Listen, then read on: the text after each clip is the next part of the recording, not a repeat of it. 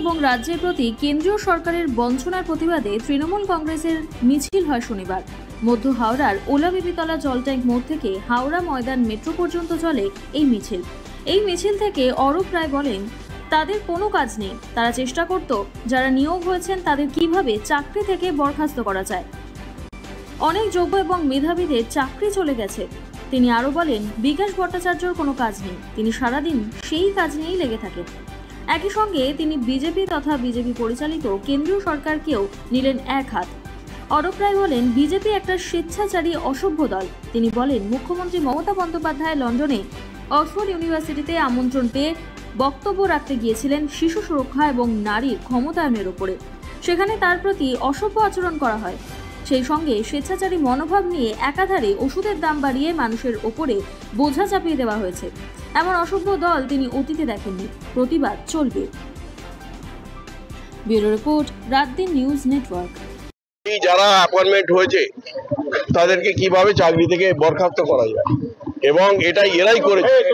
এবং বিকাশ ভট্টাচার্য তার কোনো কাজ নেই, সারাদিন এই ধরনের এই কাজে পড়ে থাকা, এই কাজে লেগে থাকা, তার বিরুদ্ধে আমাদের প্রতিবাদ চলবে।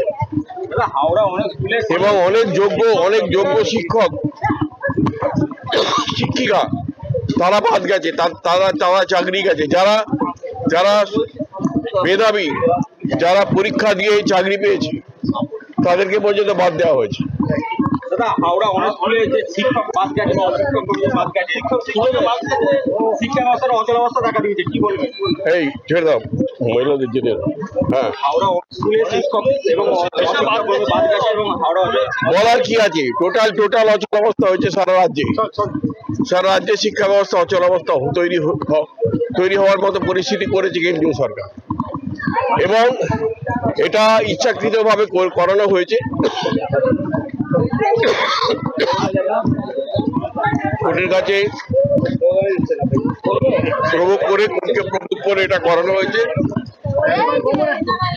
আদালতের রায়ের বিরুদ্ধে আমাদের কিছু বলার নেই, কিন্তু কেন্দ্রীয় আমাদের সিপিএম এর কাজ নেই, কোনো কাজ নেই, তারা প্রতিদিন এই কাজই করে যায়।